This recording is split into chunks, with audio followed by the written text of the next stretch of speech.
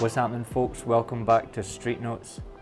One of the first shots I took today walking across the Platte River here almost turned out to be a good one. In the foreground, I really like the position of this guy's arms. He's walking a dog, but you can't see the dog, and something about the way his arms or the way his posture is kind of surreal. However, this one is sort of a fail because the person in the background is not properly defined. So if his silhouette had been contained within that white pole, so you could see more of his face and the shape of his head, this probably would have been a keeper for me. But that one thing in the background, it ruins it. It doesn't read as well. And I actually continued to try and take pictures as I was walking past them. I wasn't expecting anything great from this. I thought the kid sort of leaning through the bars was kind of interesting. I do like the scene.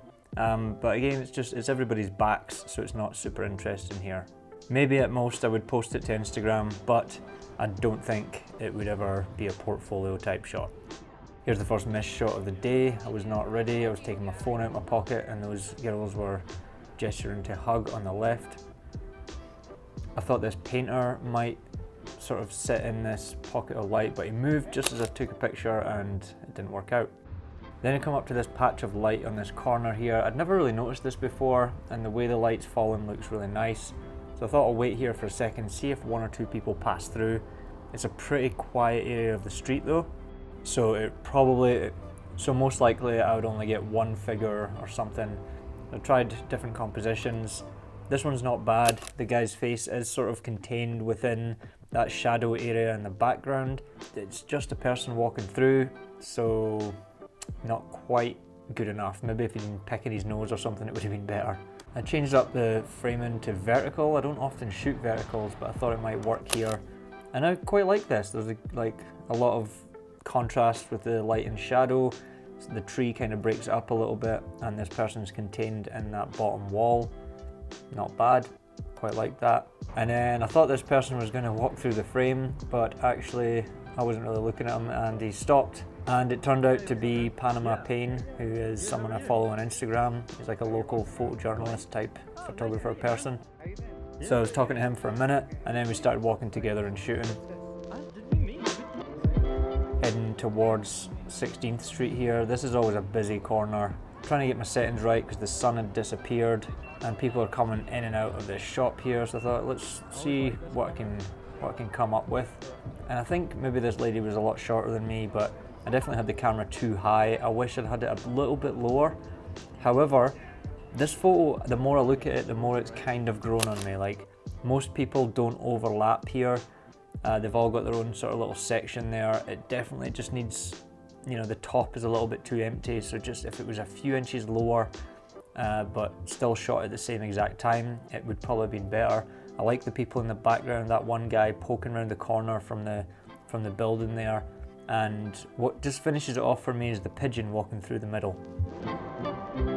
This market is something I hadn't seen here before. Definitely a new thing. I thought this guy with a tattoo on his hand holding onto this pole was kind of interesting. A good gesture from the guy working in the shop there, but he is not clearly defined at all. And having a clearly defined subject or figure is important, and I think this sort of just makes him disappear into the background.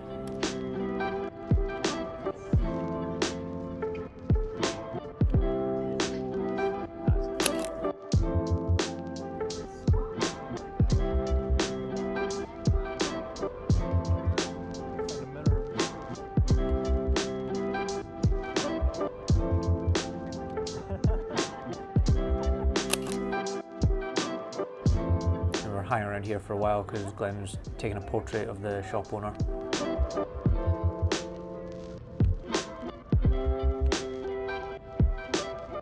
This one's nothing, just trying stuff out. This store here, this guy used to be in a different stall further up, but he's got this new one, it's got more space. And he's always got this like flaming frying pan thing going. So I've tried many times to shoot this, but so far I'm yet to get a picture that I am really happy with. One day I'll get one and I'm gonna give this guy a print of it or something, because he must be sick of me showing up outside his shop window. These two girls were dressed interestingly, and there was a guy passing by who also had the same colour shirt as the one girl's pants. And unfortunately, I didn't notice that he did this gesture shortly after I took that photo, which I kind of missed, but whatever. Then this lady with this hat that was walking past, I realised this girl was looking up in the air, and I'm okay with this, it's not too bad. I'm kind of annoyed that I cut off the tip of her hat, that kind of annoys me a little bit, but I kind of like the gestures and the colours and just what's going on in this picture. There's something about it. There's some kind of Renaissance beer festival type thing going on in this little park that I usually shoot. It looks quite interesting. Now, in all the time I've been shooting here, I've never shot a single picture of this chessboard. I've never really seen anything that seemed interesting enough to shoot. The light was never maybe that good or something, but anyways, Glenn goes up and tries to watch the chess game and taking a few shots quietly. I sort of shuffled around and thought about framing and things, but nothing was jumping out at me until this bus went past, and that gave that slightly darker background for things to stand out against, and all these people filled up the frame. The two guys on the left overlap, kind of not very well, because of the dark shirt with the dark hat. I don't love that. They're otherwise not too badly defined. I like the guy on the right, he fills out that side of the tree. The guy in the middle with the orange shirt stands out a lot and really becomes the focus of the picture. The bus just simplified that background a little bit, and I like it. I like how spread out it is, and I think it's interesting, and it's the first good shot I've had of the chess games. Now, this market was something I focused on a lot, and I've actually cut out some other parts of the day so that I could put the market shots all together here. And the first thing I noticed was the two women in flowery dresses and this Coke t-shirt. So I was trying to find a way to frame that, and I think I made the mistake of having it too far over to the left. So I should have took those bags out and maybe framed just a little bit of the street to give more of that perspective. What I've ended up doing is clumping all the interest in that right hand bottom corner.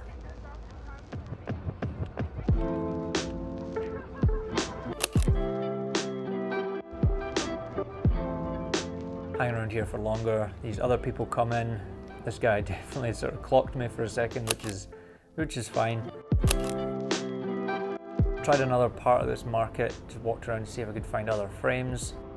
This one didn't really work, but I didn't stay there for too long either to see if anything else would come. This Denver cow on the left here has been something I've always looked at to see if I could find an interesting picture around it. I've never had anything that I thought was super interesting yet, or even anywhere close to it. And as I wait here for sort of things to happen, I see this other guy gestures towards the cow's butt, and there's a kid in there and another guy walking around the other side. I'm still shooting frames here, but as that guy was coming around on the other side of the bull is the best one. The subjects are all separated out. The bull is in there and is sort of the center of interest. The kid fills out the corner of the frame there nicely. The background is cluttered, but I think the subjects read relatively well. I would like to have had them better defined. Here we are back at this Coke t-shirt. There's another person in there. What I like about this one is he's holding that $20 note. He's doing something with his bag. You can see both of the t-shirts in there, and the framing is a little bit better. Maybe just a sliver over to the left to cut off that little bit of light from the street or something, or maybe I should have backed up slightly. But this one is a step in the right direction. I keep working this scene and moving around. I'm kind of fixated on getting a good picture with this t-shirt. The light's not great, so I'm just trying to find subjects and things going on. And this one I quite like because the guy's looking one way, the walk sign is going the other way. Some more people starting to walk through here. Everybody is pointing out this t-shirt as they walk past it. They kind of circle around there a bit.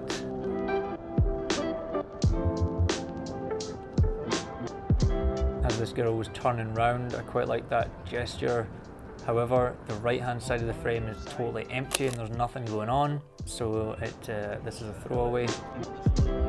Here there's people coming through. I've got this guy on the left and the girl coming through on the right.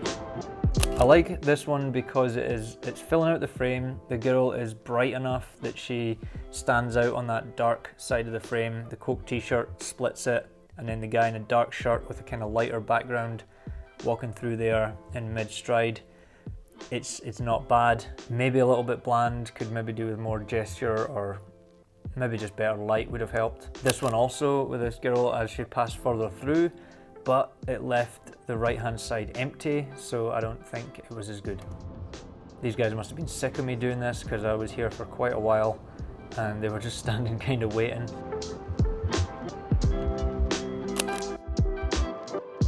Family passing through here. I didn't notice the hand holding gesture, that could have been nice. They fill up the frame quite well. I think the woman in the dress in the background was a little bit too far over to the left. If she'd have been further to the right, it'd have been better. I do like that the boy in the blue t-shirt is kind of well outlined by the pole. And even in the background, there's a tiny little face poking through the shop there, which I think is a nice detail in here. You guys are still waiting on me.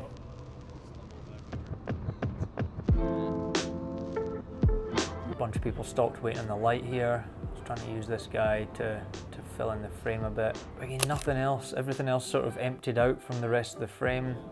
A lot of people walking through again, some of the same people I've seen before. I do like this person in the foreground on the right who's kind of out of focus and moving through, and the frame's nicely filled. I think maybe the girl in the pink on the left is a little bit too far cut off, but I'm still not completely happy with what I got here, and it's been driving me nuts.